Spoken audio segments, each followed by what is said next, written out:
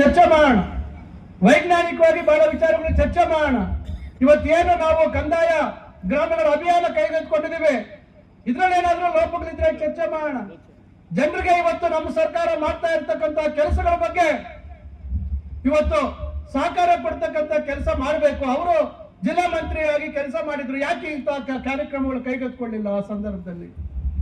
ಇವತ್ತು ನಾವು ಮಾಡ್ತಾ ಇರ್ತಕ್ಕಂಥ ಇವತ್ತು ಕೆಲಸಗಳಿಗೆ ಇವತ್ತು ನಾನಾ ರೀತಿ ವ್ಯಾಖ್ಯಾನಗಳನ್ನ ಮಾಡುವಂತ ಒಂದು ಕೆಲಸವನ್ನ ಮಾಡ್ತಾರೆ.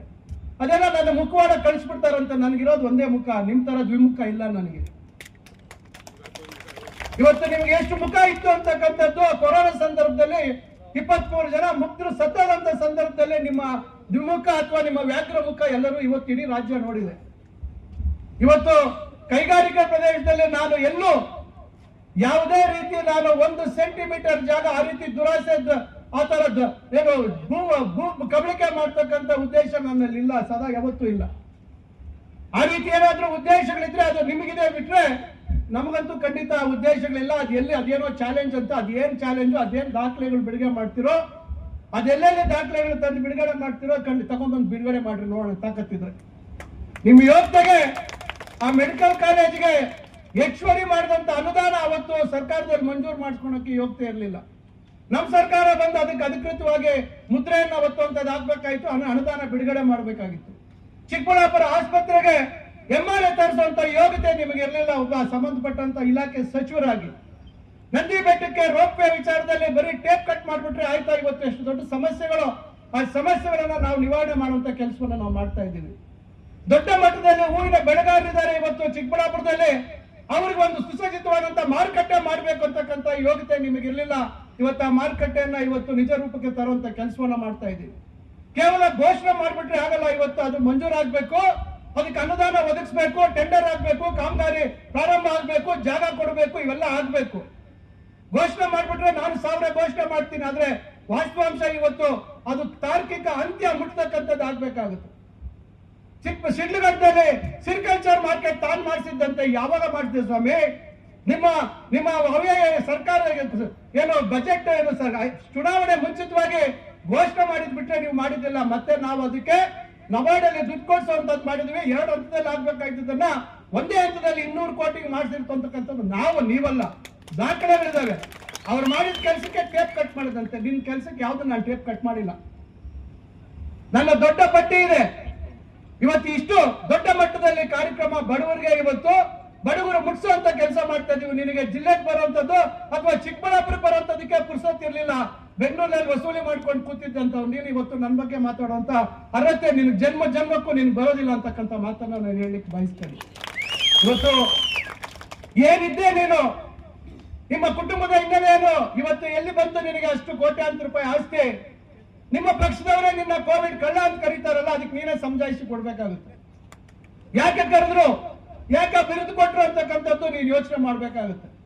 ರೈತರ ಬಗ್ಗೆ ಕಾಳಜಿ ಇದ್ದಿದ್ರೆ ಚಂದ್ರಾಯಪಟ್ಟಣದಲ್ಲಿ ಅವತ್ತು ಯಾಕೆ ನೀನು ಅದಕ್ಕೆ ಪರಿಹಾರ ಕೊಡುವಂತ ಕೆಲಸ ಮಾಡಲಿಲ್ಲ?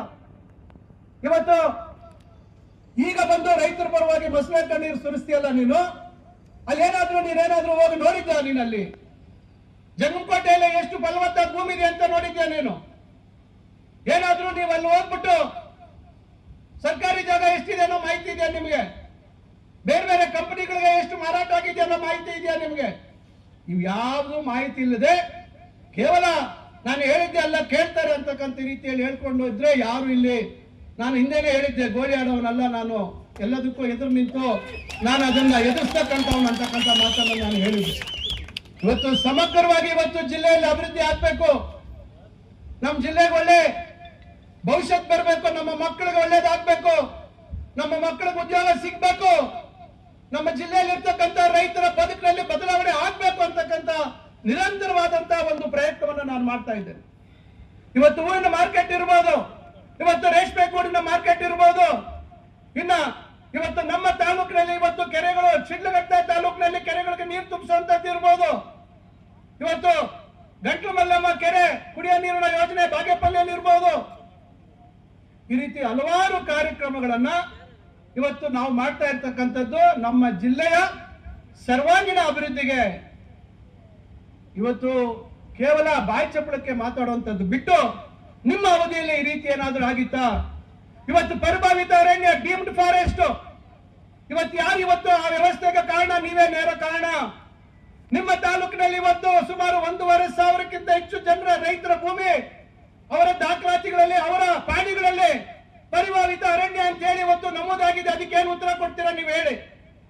ಅವತ್ತು ನೀವು ಜಿಲ್ಲಾ ಮಂತ್ರಿಯಾಗಿ ನೀವು ನಿಮ್ಮ ಬೇಜವಾಬ್ದಾರಿತನ, ಅವತ್ತು ನೀವು ಸರಿಯಾದ ರೀತಿ ಅಧಿಕಾರಿಗಳಿಗೆ ಮಾರ್ಗದರ್ಶನ ಕೊಡದಿರ ನೀವು ಮಾಡಿರ್ತಕ್ಕಂಥ ಆ ತಪ್ಪು ಇವತ್ತು ಇಡೀ ಜಿಲ್ಲೆಯ ರೈತರು ಇವತ್ತು ಕೆರೆಗಳು, ಸಣ್ಣ ನೀರಾವರಿ ಕೆರೆಗಳನ್ನ ಇವತ್ತು ಡೀಮ್ಡ್ ಫಾರೆಸ್ಟ್ ಅಲ್ಲಿ ಸೇರಿಸಿದ್ದಾರೆ, ದೇವಸ್ಥಾನಗಳು ಸೇರಿದ್ದಾವೆ, ಸರ್ಕಾರದ ಆಸ್ತಿಗಳು ಸೇರಿದ್ದಾವೆ. ಇವೆಲ್ಲ ಕನಿಷ್ಠ ಜ್ಞಾನ ಇಲ್ಲದೆ ಇರ್ತಕ್ಕಂಥವ್ರು ಇವತ್ತು ನನಗೆ ಸವಾಲಾಗ್ತಕ್ಕಂಥದ್ದು ಎಷ್ಟು ಮಟ್ಟಿಗೆ ನಿಮಗೆ ನೈತಿಕತೆ ಇದೆ ಅಂತಕ್ಕಂಥದ್ದು ನಾನು ಈ ಸಂದರ್ಭದಲ್ಲಿ ಹೇಳಲಿಕ್ಕೆ ಬಯಸ್ತೇನೆ.